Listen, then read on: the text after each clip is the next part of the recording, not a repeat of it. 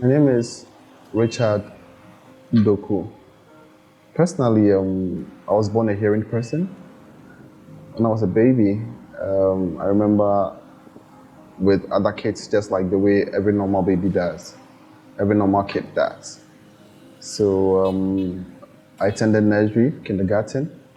I went to a primary school with the hearing kids, just like any normal kid would do. I think when I was in primary 3 or primary 4, you know, I was with the hearing community. But when I went to JHS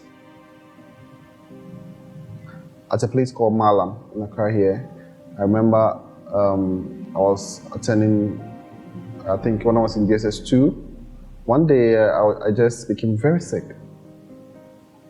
So after that time, I was asked to go home by my teachers. It got serious, I was dizzy, I collapsed. I was sent to the hospital. And when I woke up, I saw my mom was there with me trying to talk to me, but I couldn't hear anything that he was saying. So my mom called the doctors. The doctor came. The doctor was talking to me. I was just looking at the doctor. I didn't understand anything. The doctor tried clapping. I didn't hear anything. They clapped twice. They asked me if I could hear. I said no, I couldn't hear anything. That was where my mom started crying. It was sad. Later on, my dad came, he wrote on a paper to me, and from what my dad wrote on the paper, he said, we think you have a problem with your hearing. So my first year when I, returned from the hospital, I think that was in GSS 2, yeah. GSS 2. Life was very difficult. My favorite subject, mathematics and English, science, these 3 subjects, and I'll be getting 0 in all my tests. So I tried my best. I had some people encouraging me, especially my old headmistress, who will advise me, encourage me to not give up. My maths teacher will also say the same thing. They told the administration to give me all the subjects to give me all the subject books so that I could study at home. So through that, my worries, became reduced. So they were all following up on me, checking up on me. Even at church, I was studying everywhere every opportunity that I had to study. After I completed JSS, when I was at home, my mom, my dad, my siblings, they got to understand my situation, and everything was new to them, because yesterday you could talk, could hear, but today he's a whole different person. He will always be isolated. He wouldn't mingle with us, but they showed me a lot of love. They tried their best to involve me. The thing is that a lot of people didn't know about sign language. They didn't even know that there was something like a deaf school. But they tried their best to use their own way, some gestures to help me and communicate. So they would do this as mommy, as daddy, some ways to help me communicate. And I want to use the opportunity to thank my family for the support they gave me. When I got admission into high school, those times we call it SSS. The first day I entered the school, I felt so different.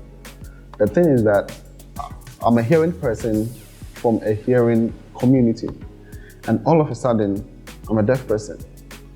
Everybody uses their hands to talk, and I didn't understand anything. I had no idea what they were saying.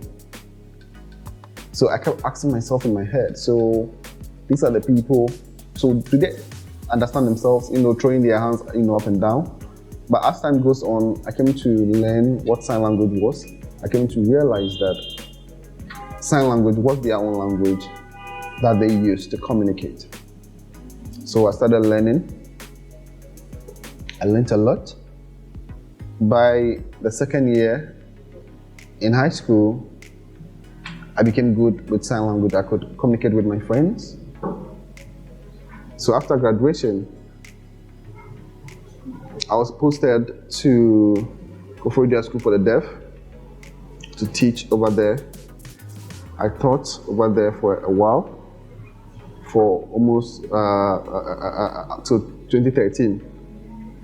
And I was like, okay, why don't I upgrade myself? So I applied to Winneba, University of Education in Winneba to study special education. So I spent 4 years over there. After my graduation, that is in 2017, I was posted to my old school, that is Mampon Senior High School for the Deaf, to teach over there. And honestly, I would say that I feel proud to work at my old school because I wasn't just there as a teacher, but I used my personality as a role model for the other students coming up over there. So we'll have some parents coming in, sometimes the headmaster would call me to, encourage some parents and some of the students who feel like this is the end of the world for their kids or their wards. They want to, give up on them. Anytime I'm brought as a role model to them, it changes their perception. And I'm still working there as we speak now. I still teach mathematics in that school. Apart from my work as a professional teacher, I also work with the National Association of the Deaf, that is NAD.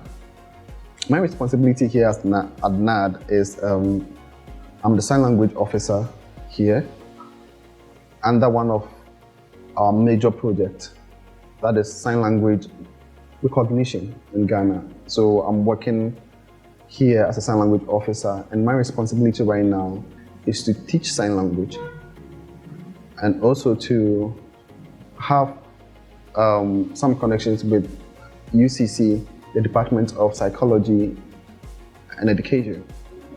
I'm part of their support staff, and also to any information under that project, which is concerning sign language, I'm responsible for that.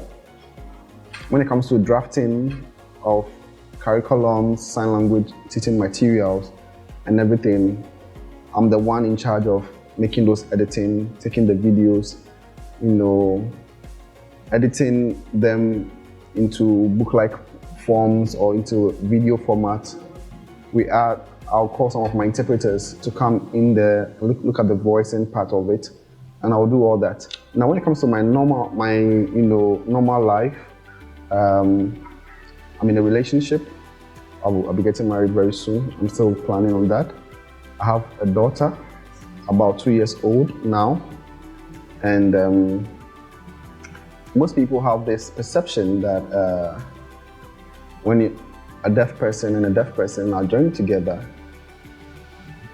and they get married, they will end up having kids who are also deaf people. But I can prove that that is a huge misconception because it's never true. My daughter is 2 years old, and if there's a mouse in the room, she can hear that. And she's a hearing person. Many people think that deaf people can't fend for themselves, they can't take care of themselves. They think deaf people can't play the responsibilities that they're supposed to play as a mother. For instance, when my daughter got sick, she was admitted at the hospital.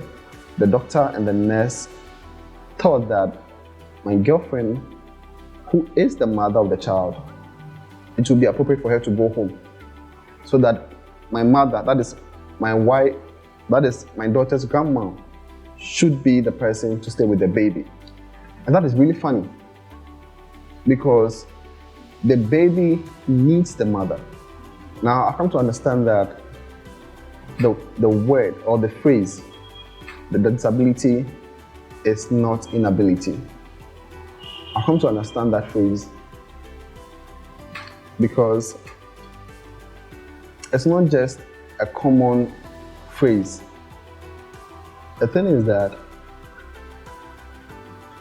when I compare myself as to the time I became a deaf person to today, me being a deaf person today, I feel like that I've been able to achieve so many things that I thought was impossible.